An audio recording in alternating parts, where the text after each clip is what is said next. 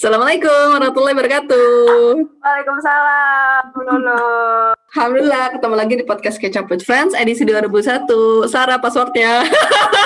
Aku beneran loh. Masya Allah. Kali ini saya ditemani oleh teman SMP saya, Sarah.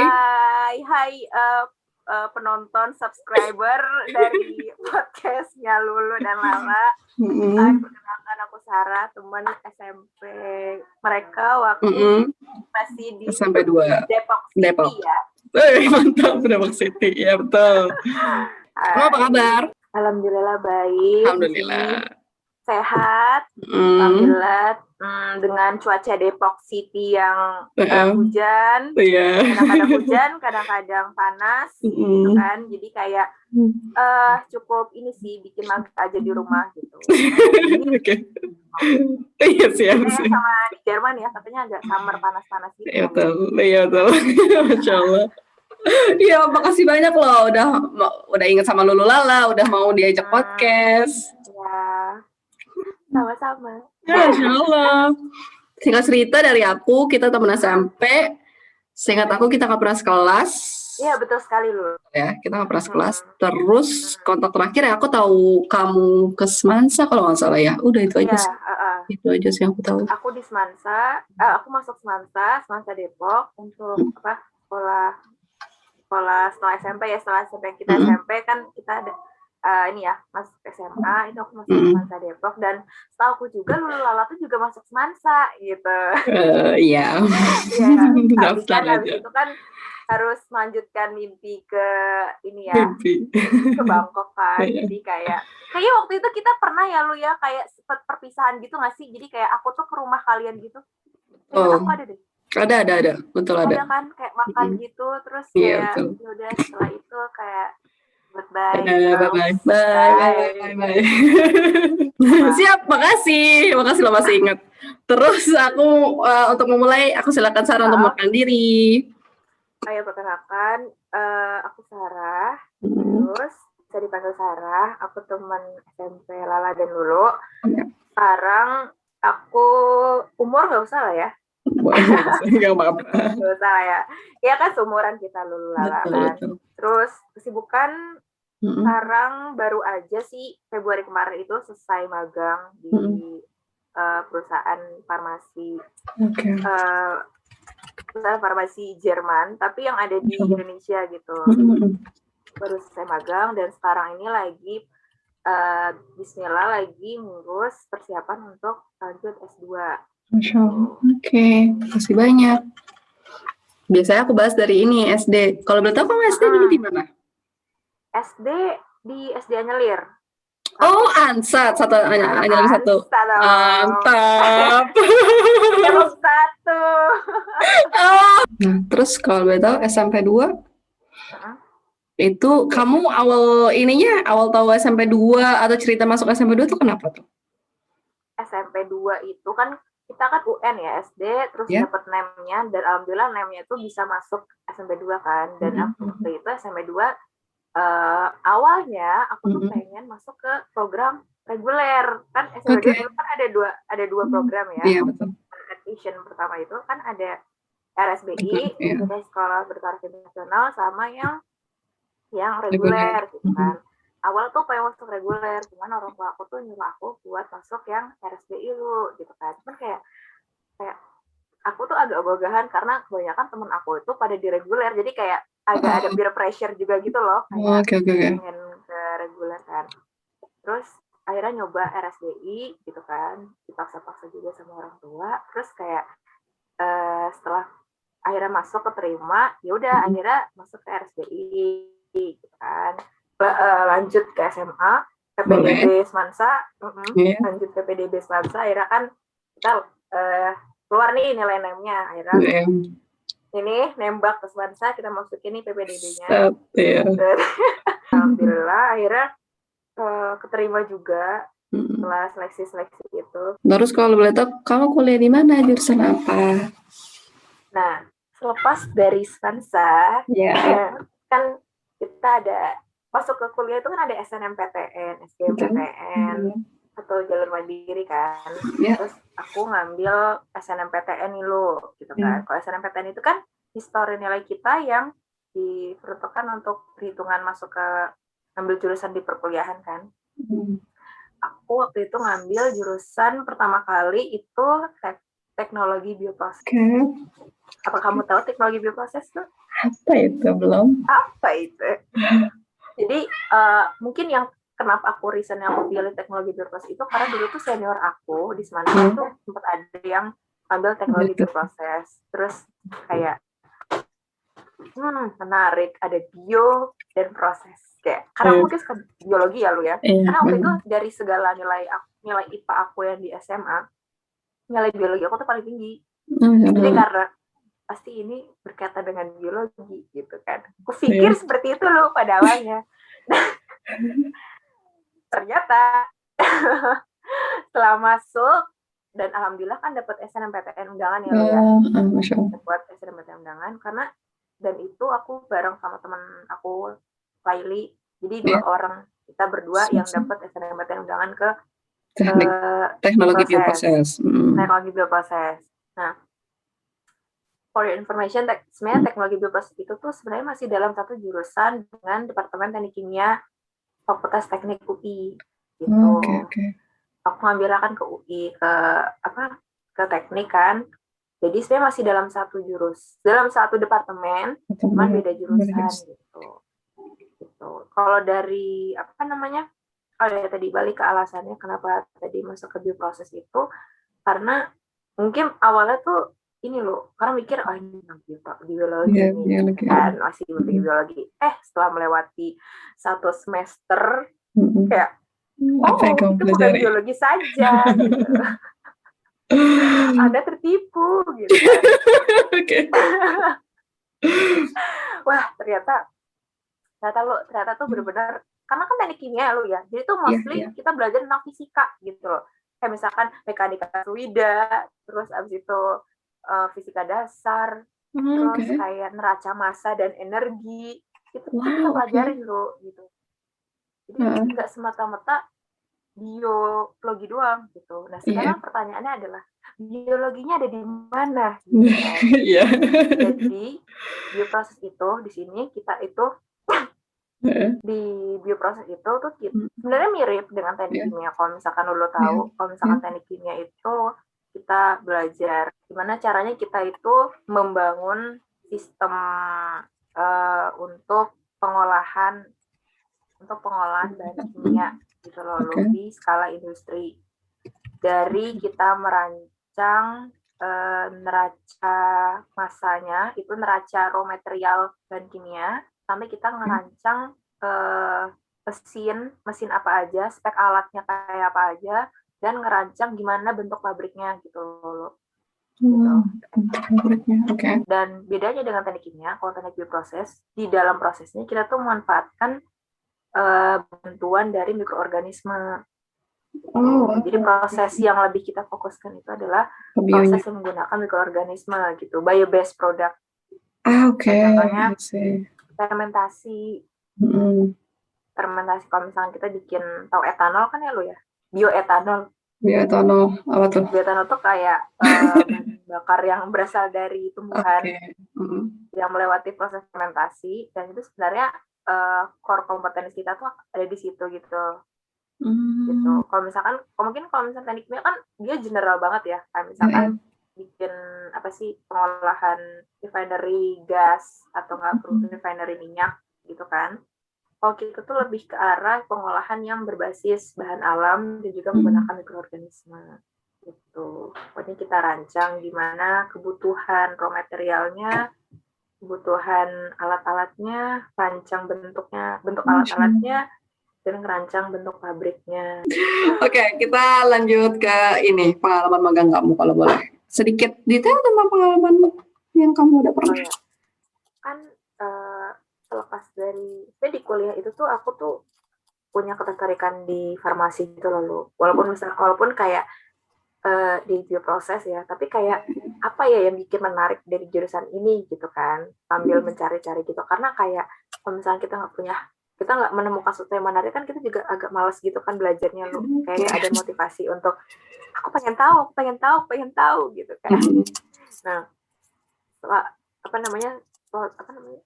sekian lama berproses berbelajar di FTUI, akhirnya menemukan kayak ini kayaknya aku tertarik di area farmasi deh, di obat-obatan gitu.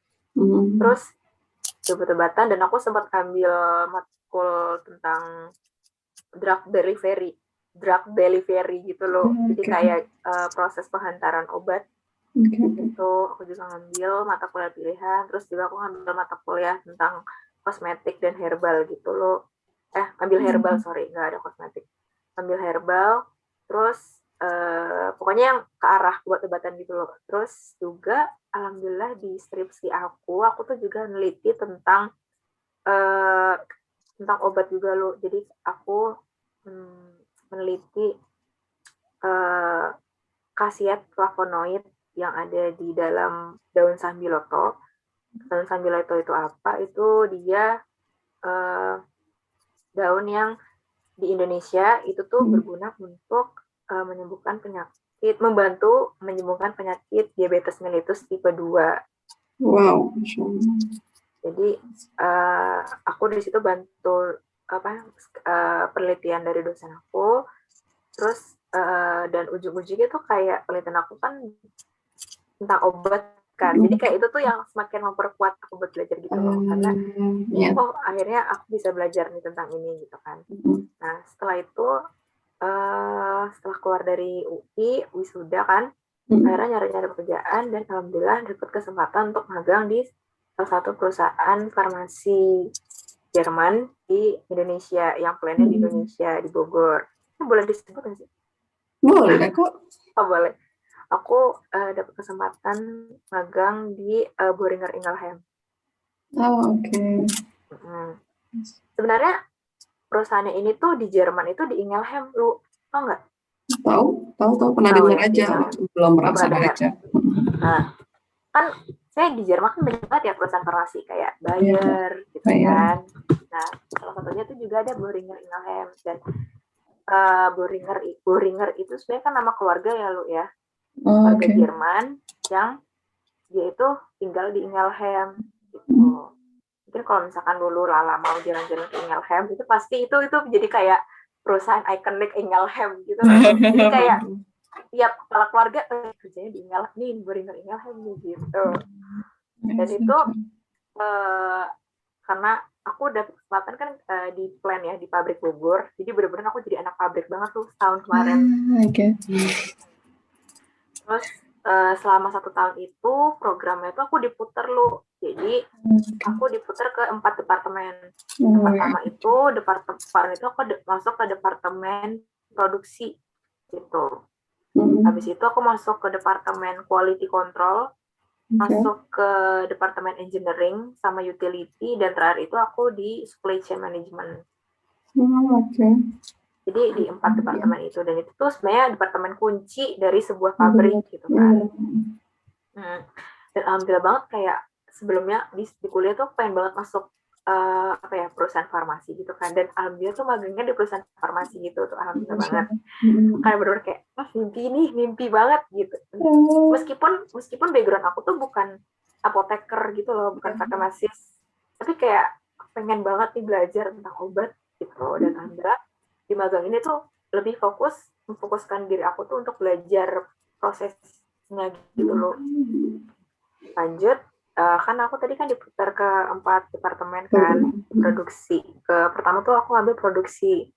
Produksi itu kan aku tuh belajar bener-bener jadi ngelihat bener-bener deket banget ngelihat produksi obat tuh kayak apa loh. Dari obatnya itu wujudnya ya masih raw material, masih kayak tepung, sampai wujudnya itu tuh tablet.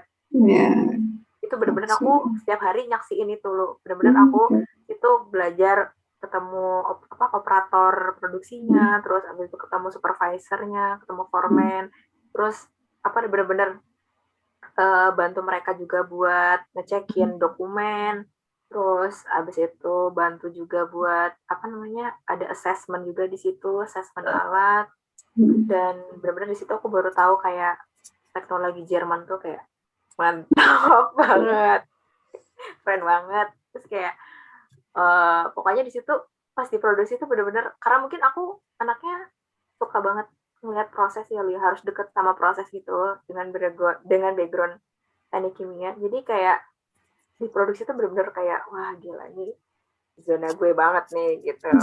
Benar-benar senang banget di situ, have fun banget isinya, karena juga di sana orang-orangnya juga suportif banget. Kayak operatornya juga kalau ditanyain kayak jawab, benar-benar kayak wah pokoknya memenuhi ekspektasi aku banget gitu di sana.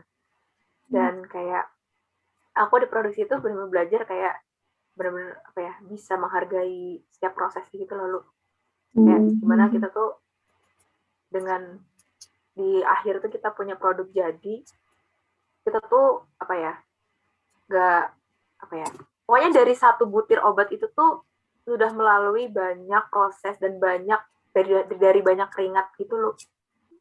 Jadi kayak benar-benar apa ya, respect banget sama mereka yang udah kerja keras untuk membentuk satu butir obat itu yang untuk bisa nyembuhin orang. Itu di situ yang bikin aku tuh makin kayak bangga banget gitu ada di situ. Terus setelah diproduksi itu aku masuk ke quality control. Jadi di quality control itu kita sebenarnya juga di situ aku kerjanya bantuin analis juga, terus bantu ada assessment juga di situ, terus juga ngeliatin gimana saat obat yang udah selesai diproduksi itu diuji lo. Jadi obat itu harus diuji, apa namanya, ada beberapa tes yang harus diuji, gimana kita tuh tahu kalau misalnya obat nih ternyata khasiatnya itu atau enggak kualitas apa ya, kerjanya itu sama seperti yang dijual-jual di pasaran gitu. Jadi kan kita harus selalu mementingkan kualitas ya lu ya, kalau di farmasi itu kualitas itu paling pertama. Jadi di situ serangkaian serangkaian tes diperuntukkan untuk menguji kinerja obatnya gitu. Terus di situ kenal banget banyak alat-alat lab yang canggih-canggih banget. Yang nggak pernah aku lihat waktu di kuliah. Ada sih yang udah pernah lihat, cuman beberapa yang kayak wow gitu.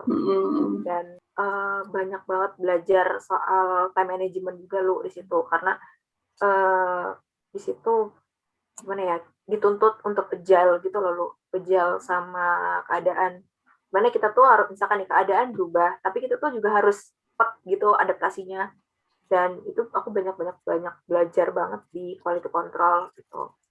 Dan juga time management tuh penting banget karena setiap hari itu kita dikejar target gitu.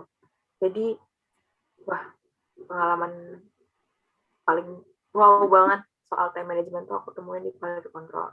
Terus setelah quality control lanjut ke bagian utility sama engineering. Di situ karena aku background aku engineering ya, jadi aku tuh nggak begitu kaget gitu sama apa namanya kondisi di sana di bagi departemen itu.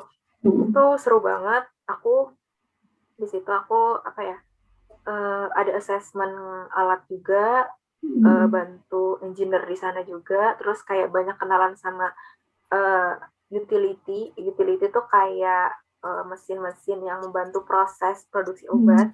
Kayak contohnya dari listrik, dari segi kelistrikannya, terus dari segi pendingin ruangannya, dari segi kebutuhan uap panasnya. Itu di situ aku belajar banget alat-alat apa aja yang dibutuhin untuk mensupport produksi obat gitu. Itu banyak banget, dan karena engineering ya, karena alat-alatnya itu gede-gede dan panas-panas, jadi kayak wow gitu kan, panas gitu. Harus pokoknya jadi anak cewek teknik banget rasanya. Gitu. Tapi situ have fun sih, karena kalau misalnya aku nanya itu benar-benar engineer-nya juga ngasih tahu gitu, banyak banget diskusi, bertukar pikiran gitu kan, karena emang sebagai seorang engineer itu harus sering ngobrol gitu kan, harus selalu komunikasi, karena itu penting gitu. Terus abis itu setelah di utility engineering aku akhirnya terakhir itu ke supply chain management. Di supply chain management itu aku belajar gimana ketika produk obat itu udah jadi nih lo. Nah, gimana kita memasarkan si produk itu ke konsumen gitu. Di supply chain itu aku belajar tentang pergudangan. Jadi tempat gudang itu kan tempat ketika produk jadinya itu udah selesai, ataupun sebagai tempat penyimpanan raw material untuk obat yang akan diproduksi, itu ditaruh di pergudangan. Kemudian juga aku belajar tentang logistik. Di logistik itu aku belajar tentang ekspor.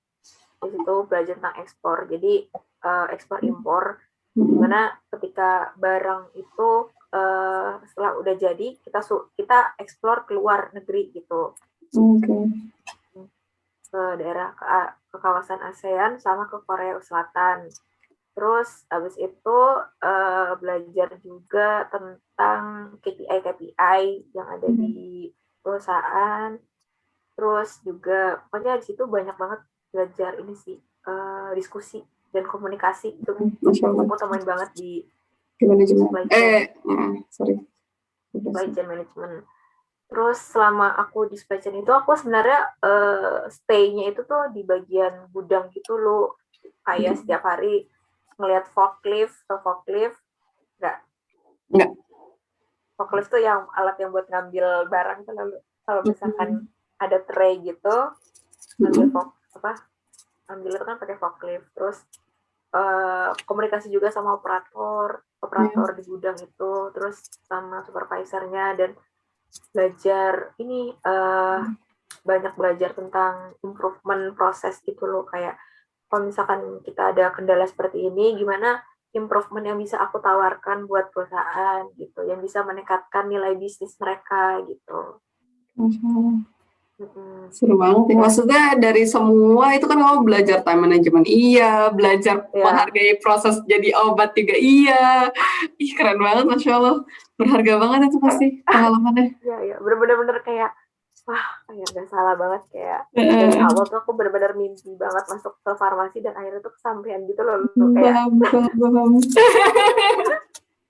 Masya Allah. Bener-bener 1 tahun ke belakang itu adalah kayak paling aku bersyukur gitu. Makasih banyak untuk sharingnya juga loh. Ya, semoga Lulu nanti mungkin bisa punya kesempatan kerja di bagian farmasi juga, mungkin. Karena ke Ingelheim mungkin lo. Lagi-lagi, insya Allah benar-benar who knows. Ya, itu bagus banget, karena apa ya, yang aku rasain sebelumnya kan aku kan pernah ya lo ya, kayak melakukan ekskursi ke beberapa pabrik gitu kan, yang ada di Jawa gitu. Menurut aku pabrik farmasi itu punya standar yang paling tinggi gitu loh, ketika dia memproduksi obat. Kayak misalkan standarnya, karena kan kita kan perusahaan multinasional ya, jadi kita mengikuti standar Boehringer Global gitu yang ada di Jerman gitu, dan kayak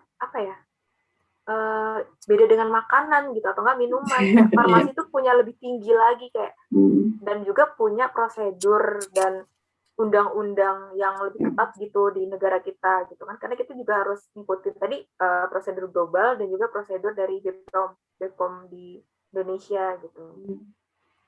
Jadi benar-benar gimana caranya lo bisa bikin itu ngajarin jadi orang idealis banget terhadap kualitas gitu kalau mau masuk ke farmasi. Terus kayak ini ada cerita lucu sih nih lo, karena kan background perusahaan aku tuh kan perusahaan berbasis Jerman ya. Sempat menemukan kayak aku bener ada dokumen yang berbahasa Jerman lo gitu. Kayak aku nggak paham. Dan kayak aku tuh yang cuma aku tahu tuh kayak Guten Morgen, atau enggak kayak Achtung ya lu ya, masih perhatian. Betul. Aku cuma tahu itu doang, Achtung. Aku kayak apaan yang lainnya, kayak akhirnya ya udah Google Translate, aku translate tuh, paham. Lucu, Masya Allah. Aku tuh kayak kayak kaget aja, kayak aku kira ya karena mungkin di Indonesia semua udah berbasis bahasa Indonesia. Maaf, bahasa Jerman nggak ngerti. Akhirnya cuma tahu Achtung dong, oh di Achtung nih, tahu perhatian gitu kan. Jadi kayak ya belajar bahasa Jerman juga sedikit. Bagus. Ada ya sedikit lah gitu kan. Dan juga belajar sama relasi juga sama orang-orang di sana. Pasti. Bangun relasi juga dan bikin gimana caranya setiap hari itu haus akan ilmu gitu loh. Kayak hari ini aku pengen nanya apa sama orang gitu. Karena emang programnya kan program gimana caranya kita tuh belajar kan tentang produksi dan kawan-kawannya. Jadi dari diri aku sendiri aku juga karena pengen banget masuk farmasi, jadi itu mendukung banget aku buat kayak belajar kayak nanya sampai aku tuh punya tiap aku kemana-mana aku tuh bawa buku lu apapun kayak sama misal ketemu siapa nyatet kemana lagi nyatet ya bener sampai hampir 2 buku gitu lo habis gitu setahun buku aku nulis semuanya gitu meskipun kayak apalah cuma itu doang kayak tulis gitu. Biar nanti tuh ketika aku udah selesai aku graduate dari sini dari perusahaan ini tuh aku tuh punya pegangan gitu yang bisa aku pakai kalau misalkan nanti aku mau bekerja lagi di tempat lain gitu. Banyak loh. Keren banget Jerman. Masya Allah. Nah sedikit dari sudah panjang sampai magang dan lain hal flashback ke zaman-zaman SMP kalau boleh tahu ada first impression nggak pas ketemu Lala? First impression ketemu Lala ya kayak paling kembar. itu kayak udah kunci banget gak sih kayak kembar gitu kan. Ya aku ingat sih mungkin ke Lala kali ya. Ya iyalah apa. Lala tuh orangnya tuh mungkin lebih kayak pendiam gitu, nggak banyak ngomong gitu kan. Cuman kalau ketika udah ngomong itu kayak aku pengen cerita. Kayak dia sekarang excited sendiri gitu. Kalau udah tahu ini orang lagi excited. Kalau nggak lagi excited ya udah dia diem aja gitu. Dan kayak menurut aku tuh kalian tuh ini sih kompak gitu. Kadang-kadang dulu ke kelasnya Lala gitu kayak ada nggak nih gitu kan. Kalian tuh kayak kayak 2 orang tapi punya perbedaan yang beda. Itu sih first impression-nya. Yang satu pendiam, pemikir, yang satu tuh kayak lebih, yuk main gitu kan. Gitu sih lo. Cuman kayak overall kayak bangga banget sih sama lu Lala. Karena ini sih jarang gitu loh kayak punya kesempatan punya teman kembar dan dua-duanya itu sama-sama keren gitu. Masya Allah. Kayak udah itu sih. Tapi kalau memori SMP sendiri kamu ada yang kamu masih ingat yang kayak berkesan banget nih gitu gimana sampai? Apa yang berkesan ya? Iya atau ini sih makan ke rumah Lolo Lala itu kayak wow kayak dijamu kita makan terus kayak itu terakhir kalinya ketemu Lolo Lala belum pergi ke Bangkok itu sih seneng banget kayak udah terakhir bye-bye. Terus akhirnya kayak wah udah di Jerman gitu kan keren banget sih kalian ya Allah sama-sama keren sama-sama kamu juga makasih lah atas sharingnya ya. Terus aku mau ke pertanyaan terakhir kalau boleh tahu harapan dan rencana kamu seperti apa ke depan? Harapan aku mungkin karena sekarang lagi proses ini ya mau daftar S2 jadi mungkin harapannya insya Allah minta doanya juga dari Lulu Lala semoga kelancaran untuk pendaftaran ini sampai selesai dan sampai insya Allah diterima gitu kan terus sehat semua bagi Lulu Lala di Jerman ataupun aku dan keluarga di sini sehat gak kena COVID gitu kan terus juga semoga pandemi sempat berakhir aja sih gitu aja simpel itu aja. Siap. Terima kasih banyak atas semuanya. atas sharingnya. Aku banyak banget nanya, banyak banget dapat ilmu juga. Masya Allah. Semoga juga kita ke depannya sering konteks. Siapa tahu kamu juga main-main ke Jerman kalau kita masih di sini juga. Insya Allah. Nanti kamu bilang Guten Morgen. Langsung. Masya Allah, Masya Allah. Iya itu tuh. Seru banget. Mohon maaf lahir batin juga dari Lulala. Apapun Kak. Oh iya. Apapun Kak. Apapun Kak. Iya, aku pamit. Assalamualaikum. Waalaikumsalam.